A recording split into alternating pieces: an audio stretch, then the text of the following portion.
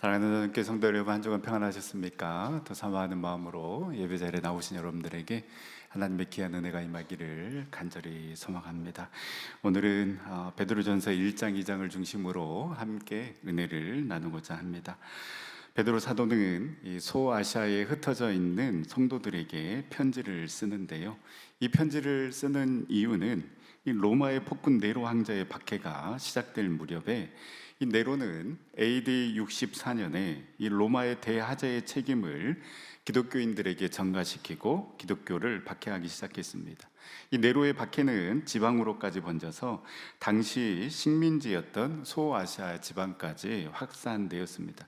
그래서 사도 베드로는 이 소아시아에 흩어져 사는 성도들에게 그들의 삶 가운데 직면하는 박해와 고난을 극복할 수 있도록 격려하고 위로하기 위해서 이 베드로전서 후서 편지를 띄우는 것입니다. 그들은 예수를 믿는다는 이유로 조롱을 당하고 경제적인 불이익을 당했습니다.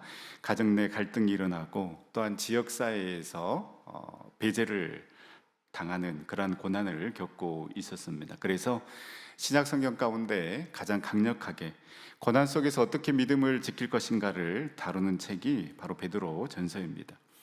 베드로가 이 편지를 쓰는 이유는 분명했습니다. 성도들이 고난과 압박 속에서 그 정체성을 잃고 흔들리고 있었기 때문입니다. 그래서 우리는 누구인가? 왜 이렇게 고난이 오는가? 어떻게 여기서 버틸 수 있는가? 이 시대 속에서 그리스도인은 무엇을 해야 하는가? 바로 이 근본적인 질문들에 답하기 위해 베드로가 편지를 쓰게 된 것입니다.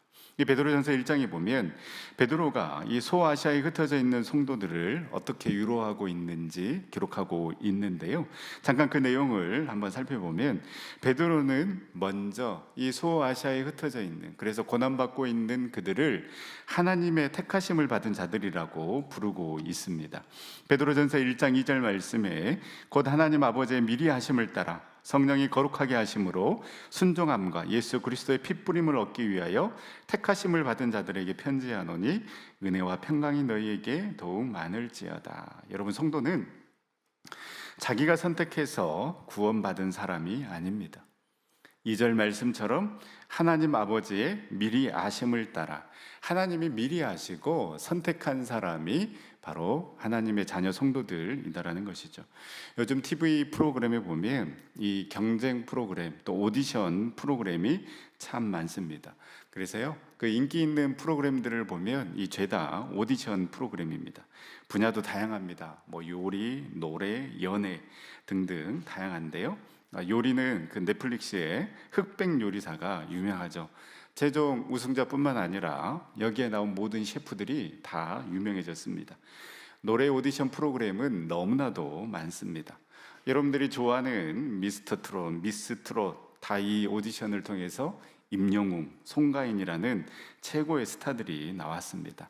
싱 어게인, 우리들의 발라드, 도대체 노래 잘하는 사람들은 어디서 이렇게 계속해서 나오는지 신기할 정도로 이 노래 오디션 프로그램은 시청률이나 관심도 면에서 거의 실패하지 않고 성공하는 편인 것 같습니다. 연애 프로그램도 많습니다. 제가 딱 생각나는 그 이렇게 짝짓기 프로그램은 그 말 그대로 짝이라는 프로그램이 있었는데요, 이거를 생각해낸 사람이라면 좀 연식이 된 사람입니다. 고로 저도 연식이 좀 됐다라는 것이죠. 요즘은 솔로지옥, 하트 시그널, 환승연애, 돌싱글즈 알려진 프로그램이 이 정도고 훨씬 더 많이 있습니다. 제가 검색을 해보다가 알았는데요, 끝사랑이라는 이 프로그램도 있었더라고요. 타이틀이 이렇습니다. 시니어들의 마지막 사랑 찾기. 진정한 사랑은 인생을 이해할 때쯤 찾아온다. 왜 2030, 40만을 위한 프로그램만 있느냐? 5060을 위한 연애 프로그램도 있다라고 이렇게 해서 끝사랑이라는 이 프로그램도 있었더라고요. 여러분도 희망을 가지시기를 바랍니다. 여러분, 그쵸? 사랑에 무슨 나이가 있겠습니까? 이 모든 프로그램의 컨셉은 무엇입니까? 선택을 받는 것입니다.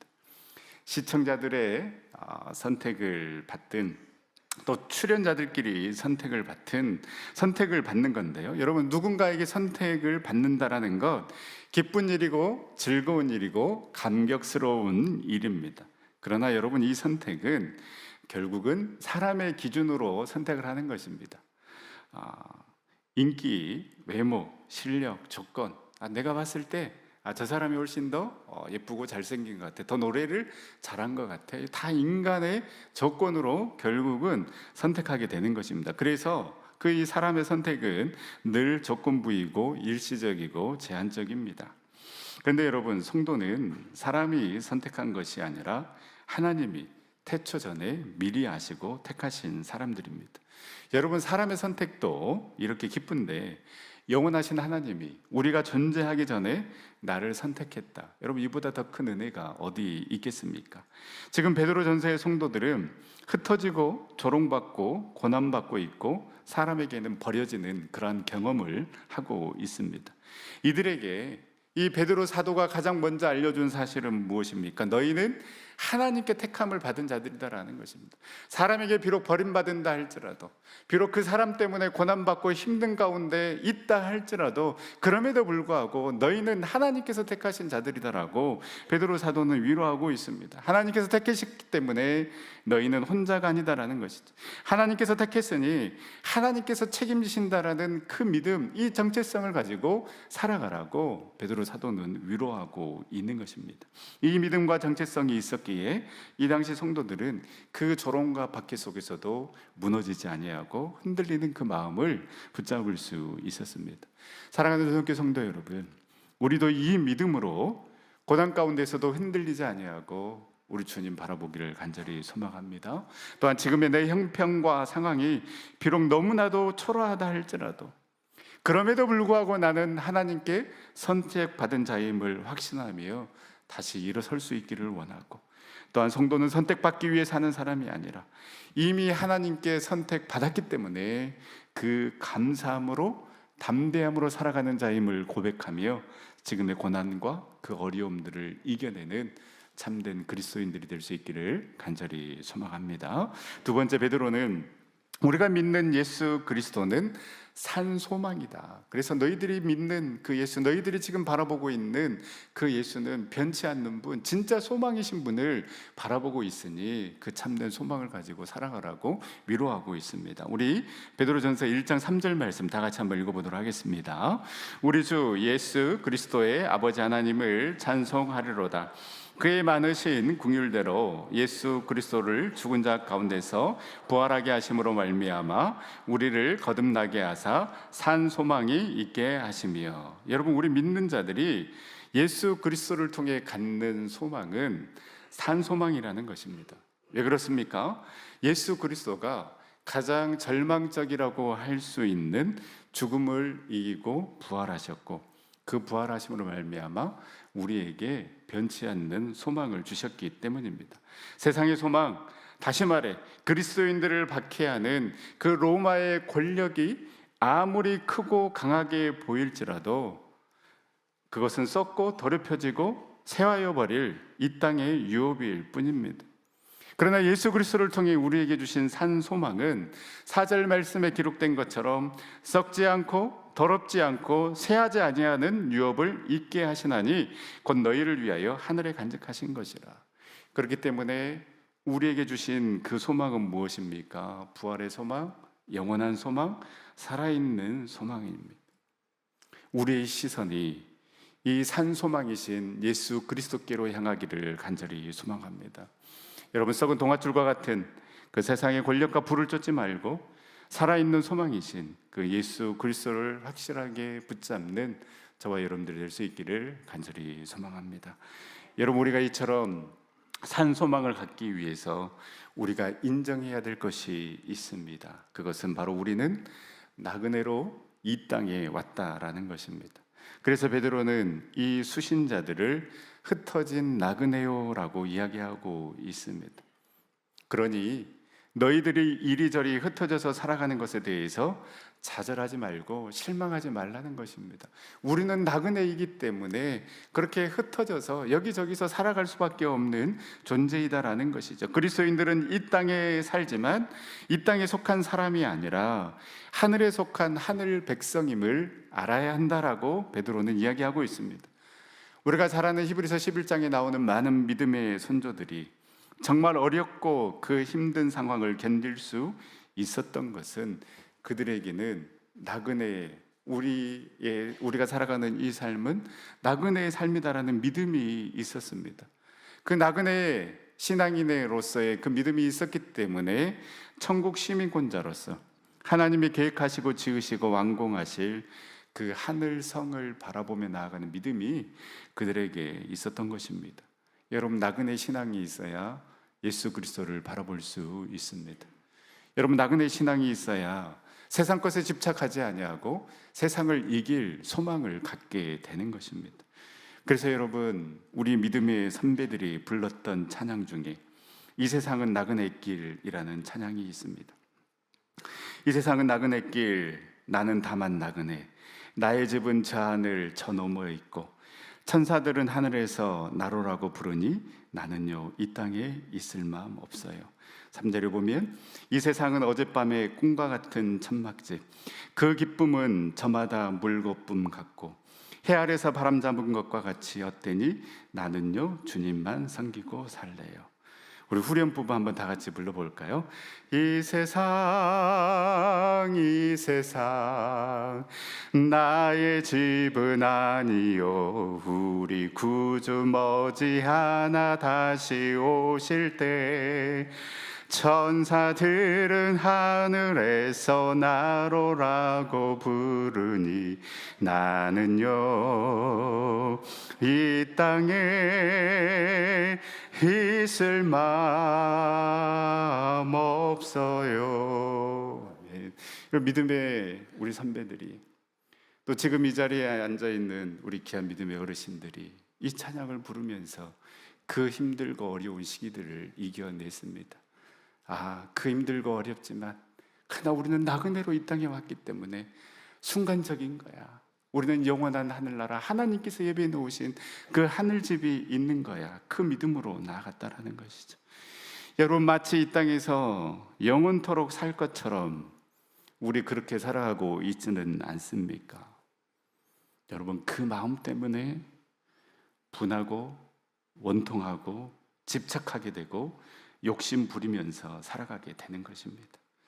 여러분, 나그네 신앙이 있어야 영원한 소망을 저 하늘에 둘 수 있습니다. 여러분, 나그네 신앙이 있어야 산 소망이신 예수 그리스도를 바라볼 수가 있는 것입니다. 여러분, 나그네 신앙이 있어야 지금의 고통과 고난을 소망으로 이겨낼 수 있는 것입니다. 바울의 고백처럼 우리의 시민권은 이 땅에 있는 것이 아니라 저 영원한 하늘나라에 있음을 기억하며 나그네 신앙인으로 그 예수 그리스도를 소망하고 그 예수 그리스도를 바라보는 자의 삶을 살아가는 우리 전생의 모든 성도님들이 다 될 수 있기를 간절히 소망합니다. 이렇게 분명한 정체성을 확고히 해준 다음에, 그렇다면 이 정체성을 회복한 사람은 어떠한 삶을 살아가야 하는가에 대해서 베드로전서 2장에서 베드로는 이야기하고 있습니다. 그 첫 번째가 버리고 사모하라는 것입니다. 2장 1절 말씀입니다. 그러므로 모든 악독과 모든 기만과 외식과 시기와 모든 비방하는 말을 버리고, 베드로가 악독과 기만, 외식, 시기, 비방하는 말, 이렇게 구체적으로 5가지를 언급한 이유는, 여러분, 이거는 단순한 도덕적인 금지 명령이 아니라 당시에 흩어져 살던 성도들의 생존을 위협하던 실제적인 영적 장애물이 바로 이러한 것들이었기 때문입니다. 초대교회 성도들은 로마 제국 곳곳에 흩어져 있었고 가정과 지역사회에서 버림받고 조롱받는 그런 약한 위치에 있었습니다. 외부의 압력 속에서 그 공동체가 서로 의지해야만 그 어려움과 환난을 이겨나갈 수 있었던 것입니다. 그런데 그 공동체 안에 악독, 여기에서의 악독은 우리 마음 가운데 있는 쓴마음, 쓴뿌리를 이야기를 합니다. 기만, 속이는 태도입니다. 외식, 겉과 속의 다른 신앙을 말합니다. 시기, 비교부터 오는 갈등, 그리고 비방, 파괴적인 말을 의미합니다. 지금 너무나도 외부적으로 힘들고 어려운데, 만약에 이 내부 안에서도, 이 공동체 안에서도 악독과 기만, 외식, 시기, 비방하는 말이 있다라면 오히려 외부의 박해보다 내부에서 훨씬 더 빨리 쉽게 무너질 수 있었던 것입니다.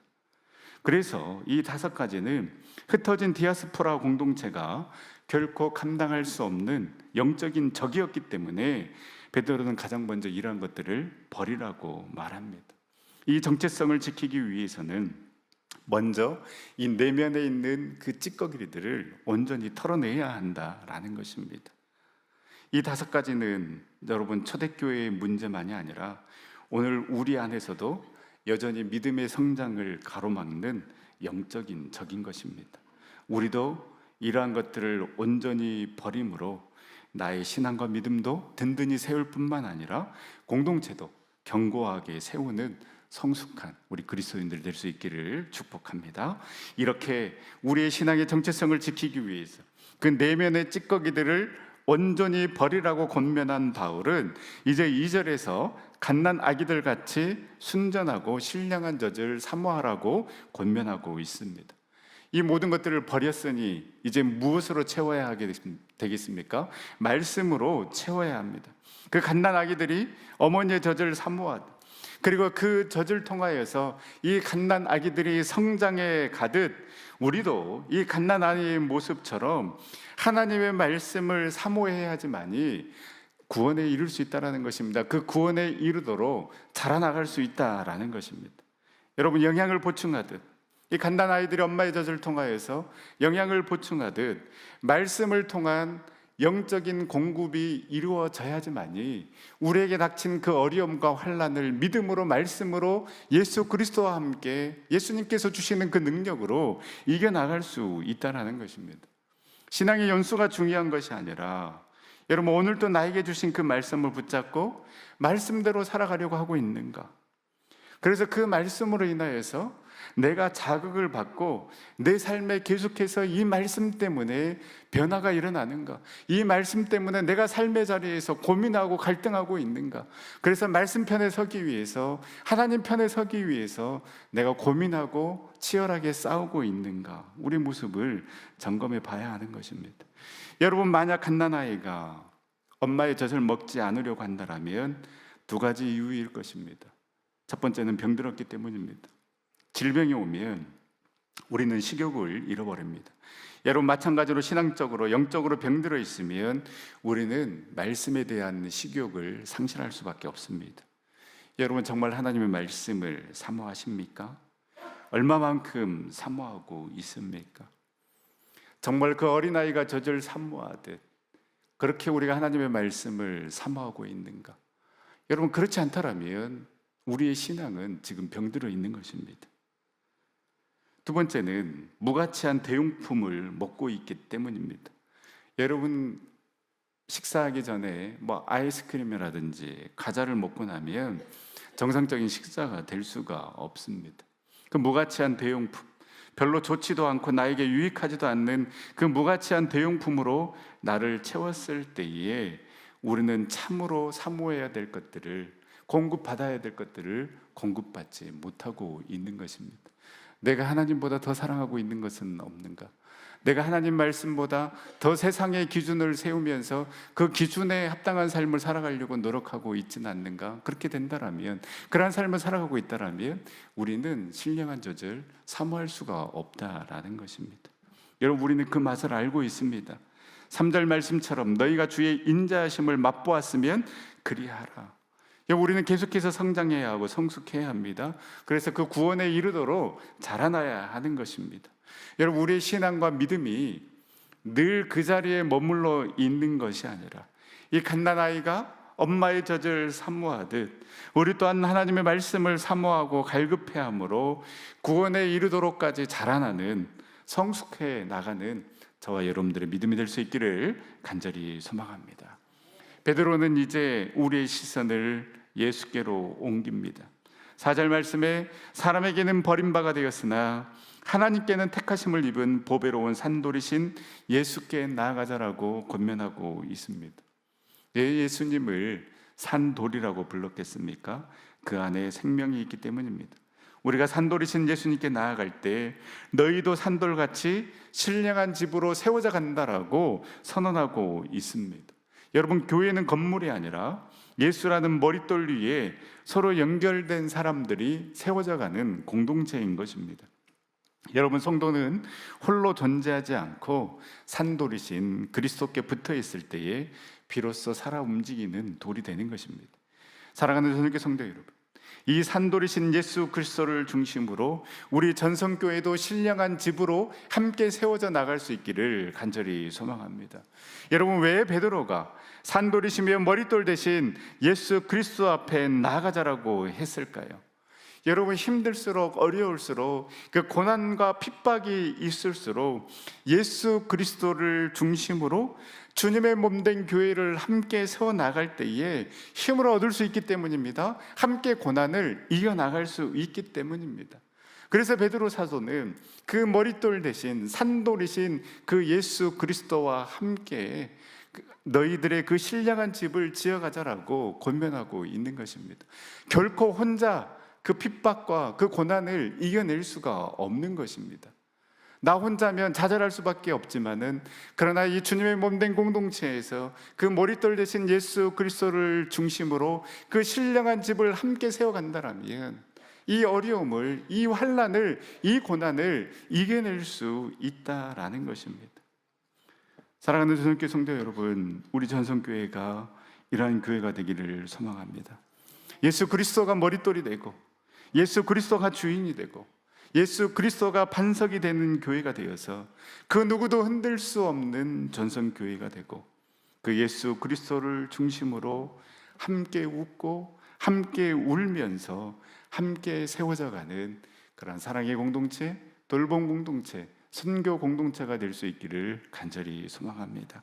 베드로는 이어서 이 교회의 기초가 되신 예수님을 또 다른 각도에서 설명합니다.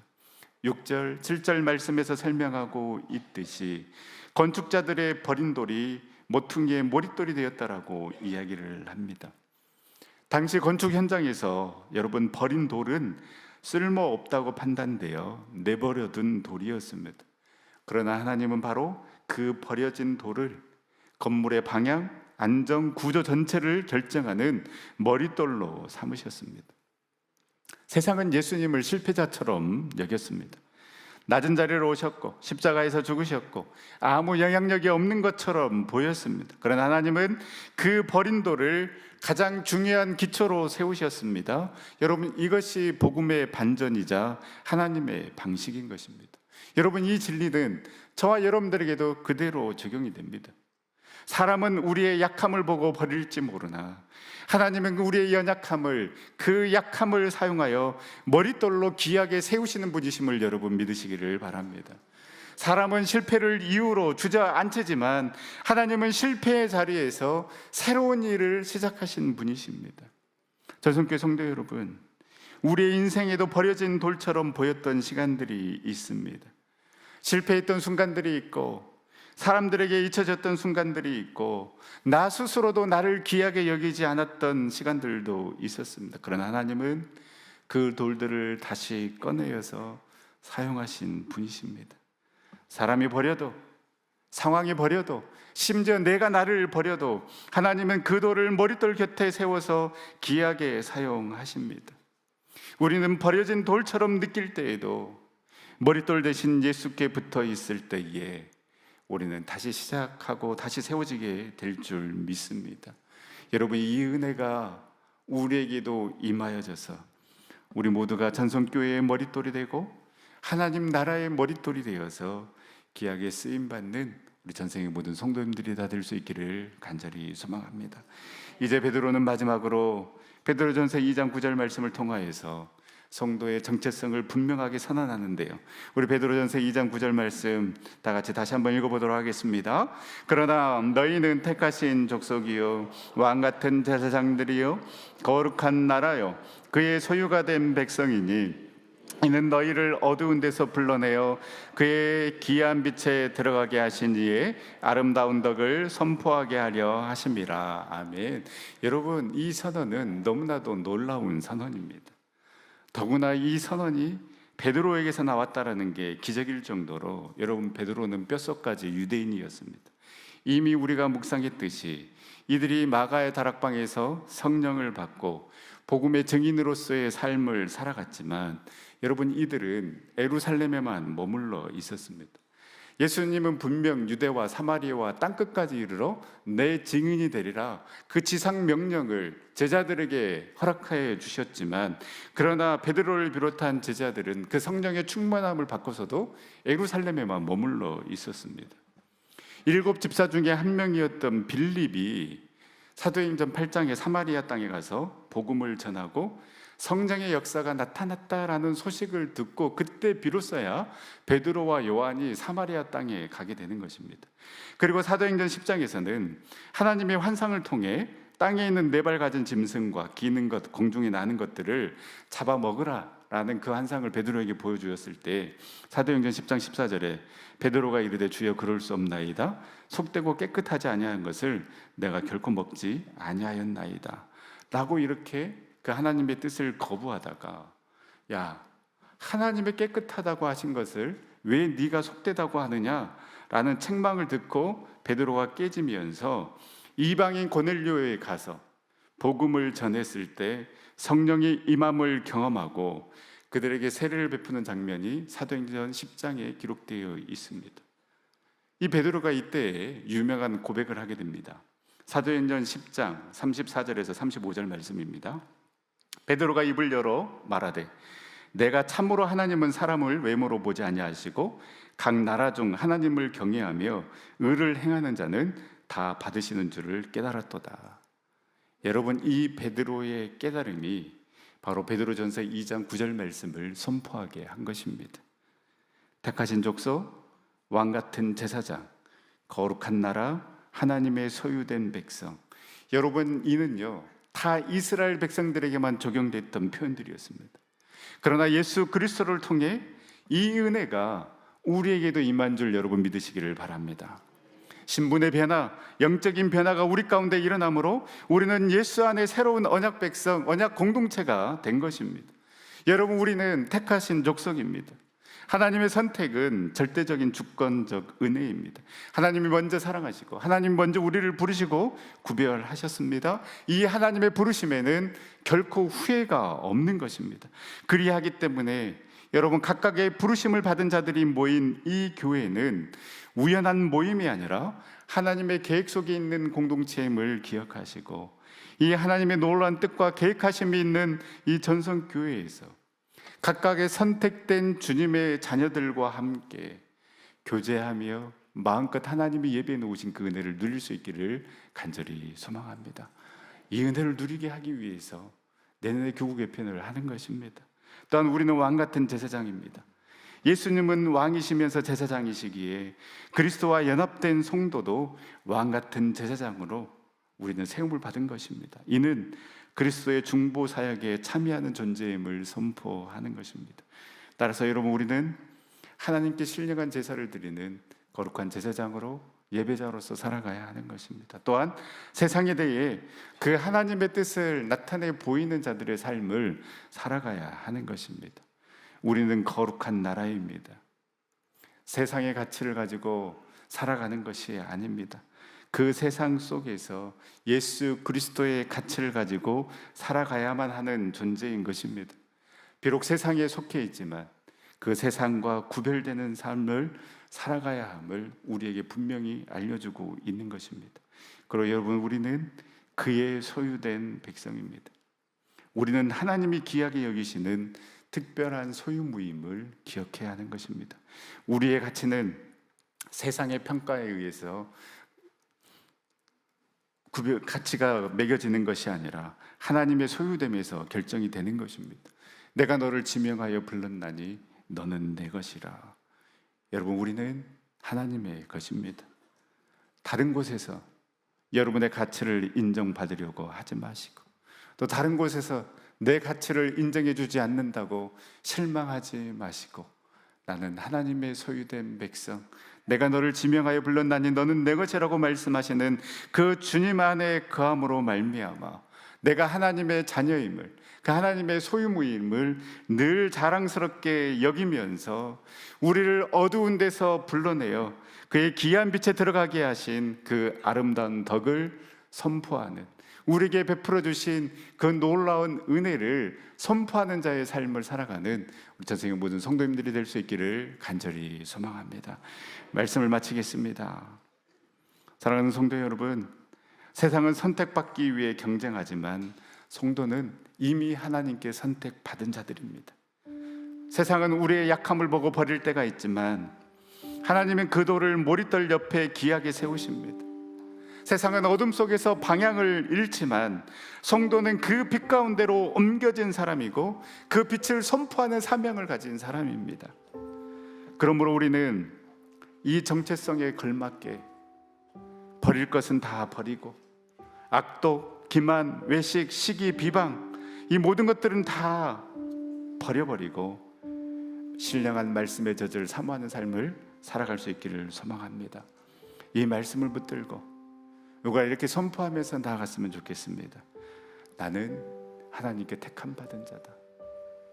나는 비록 버린 도로였지만 그 모퉁이의 머릿돌 대신 그 예수 그리스도가 나를 세워주신, 나는 머릿돌 위에 세워진 자이고, 나는 어둠 가운데 있었으면 하나님께서 우리를 왕같은 제사장으로 택한 거룩한 나라로 그의 소유된 백성으로 불러주셔서 우리를 빛의 백성으로 불러주신 빛의 자녀임을 그렇게 선포하며 나아가는 저와 여러분들 될 수 있기를 간절히 소망합니다.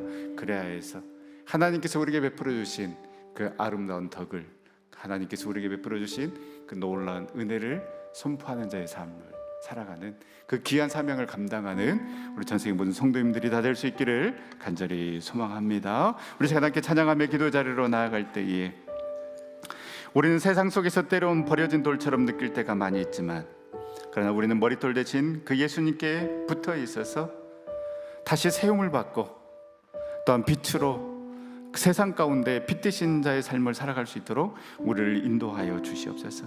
삶이 흔들리고 앞길이 험해도 주 안에 있는 나에게 딴 근심이 있으랴, 이 믿음 가지고 담대하게 나아가는 삶 되어질 수 있게 달라고 그렇게 우리 함께 결단하며 찬양하며 기도의 자리로 나가도록 하겠습니다.